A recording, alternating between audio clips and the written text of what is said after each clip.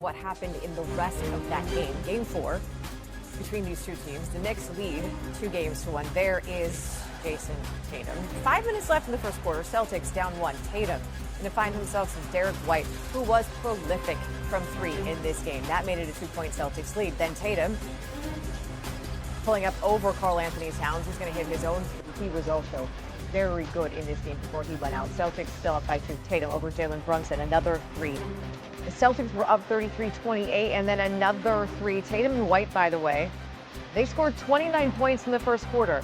The Knicks as a team, all of them scored 28. Celtics led 39-28 after the first quarter, but as you know, in this series, particularly for the Celtics, double-digit lead ain't safe, particularly when Jalen Brunson goes out in the second half and does this. Off the miss, grabs it, Knicks down 83-78. Then Brunson hitting the fadeaway jumper over White.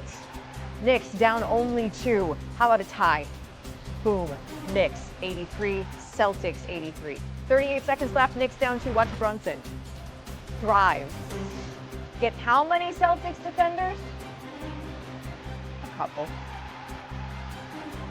OG Anunoby left open in the corner, so he knocks it down. Celtics scored 23 points in the third.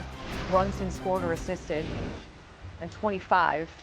Knicks led by 3 after 3 in the fourth. Tatum. That made it 99-98. Celtics out front. Next Knicks possession, an immediate answer from Mikal Bridges. Knicks back up 1, then Celtics down 3. Tatum stops, pivots, called bank, and the foul. Not bad. Check out the history. Most 40-point games in Celtics playoff history. He's at 5 and quite the ties. Celtics at 102 after the free throw. Kristaps Porzingis, the victim there of OG Anunoby, knelt the Knicks back up 3. Then Brunson crossing over Al Horford. Knicks up 5. Bridges making it 111-104, and then this happened. Out of the timeout, the next Celtics possession, Jason Tatum tosses it to Jaylen Brown. OG Anunoby steals it, and then that is the moment right there. Tatum holding the lower right leg. Seems to make the normal move. No contact. Obviously something's tweaked. He's going to have that MRI. Tatum, 42 points. Celtics down after that, 113-104. The wheelchair, the emotions, and then, you know, the air completely out of the Celtics. Brunson step back 3 over Brown. Brunson had 39 points, 12 assists, and a big Knicks win, 121-113. I think it was a sense of like urgency, desperation, just knowing that we have a great opportunity and we're playing a really good team.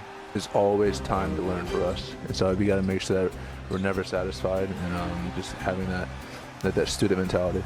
What did you make of Brunson's performance and how he was able to take over that game? Honestly, do we all expect anything less? I expect nothing less from Cap. It gets to the fourth quarter, he's a bad man when it comes to the fourth quarter and clutch points. So I know we've said it before, but you get in those moments, we all trust our talent. We know we all do, but man, it's special when you get to watch him doing that in the fourth quarter. So shout out to him.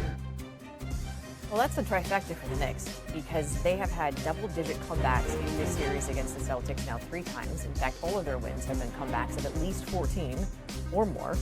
Only one other team has done that since 1998. That was the Warriors in 2019. Also, that came against the Trailblazers. Now the Celtics are down 3-1, and they are probably without Jason Tatum. Here's Joe Mazzulla. Tonight, we just didn't play well defensively, and we're in a hole, and we got to get back to Boston, and we got to figure out a way to win. Get ready to fight. Get ready to come out on our home floor and do what we need to do. That's the goal. It's still the goal. We got enough in this locker room, so I believe in my guys. It was terrible defensively tonight, to be frank. Just no resistance. We was just too concerned. Offense was great. Offense was fine. We made a lot of shots, but just no resistance on defense. Stephen A. Smith was in the building for Game 4, and he joins us now from the Garden floor. So, Stephen A., this wasn't the epic late comebacks of Games 1 and 2. This was the Knicks going toe-to-toe with the Celtics the entire second half. What stood out to you about the way the Knicks played tonight? Well, what you just said, how they went toe-to-toe, how they were ready for battle, how they showed up and they played defense collectively. Offensively, you had 4 different dudes scoring in double figures. This is what you expected from the New York Knicks. Not necessarily to win games, but to make it a grind and to make sure that the reigning defending NBA champions knew they were in a dogfight. For the first 3 quarters of games 1 and 2, you didn't see that. And then the Knicks miraculously came back from 20-point deficits. In Game 3, they got blitzed. And you know Boston, the best road team in the NBA, 5 games better than they were at home during this regular season, came into Madison Square Garden and bum rushed the New York Knicks. So you walked up in here, and that momentum, that vibe, that fervor, and everything that came with it for Game 3 at Madison Square Garden clearly dissipated to some degree coming into Game 4 because there were a lot of New Yorkers that were incredibly concerned. Could the Knicks beat this team? Could they avoid getting down into a deep deficit that they probably wouldn't be able to dig themselves out of? And sure enough, the New York Knicks stood toe-to-toe and battled them throughout before the New York Knicks pulled away. Despite the greatness of Jason Tatum and what kind of show he put on, nobody else had anything that the New York Knicks couldn't handle. Collectively, they showed up, led by Jalen Brunson, the clutch player of the year, the face of this franchise, showing up and showing what a star he truly, truly is. And that's why they won this game. And now they're just 1 game away from advancing to the conference finals. You mentioned Jason Tatum, the great game he had, and then the terrible injury late in the game. And so now the Celtics have to try to regroup and win 3 in a row, likely without their best player. What sense do you have of what this series is going to look like the rest of the way? Well, first order of business, we don't know what happened to him yet. A whole bunch of people are speculating courtside that it's a torn Achilles because it looked very similar to what happened to Kevin Durant years ago in the NBA Finals against Toronto. We hope that's not it, but everybody is of the mindset that's how it looked to the human eye, those of us near courtside watching what transpired to him. So we wish him nothing but the best. As it pertains to the Boston Celtics, Jalen Brown is getting paid $304 million for a reason. This kid Pritchard is 6th man of the year. Al Horford is a champion. Derek White and obviously Drew Holiday, they're champions. We know what they bring to the table, and you can't count them out.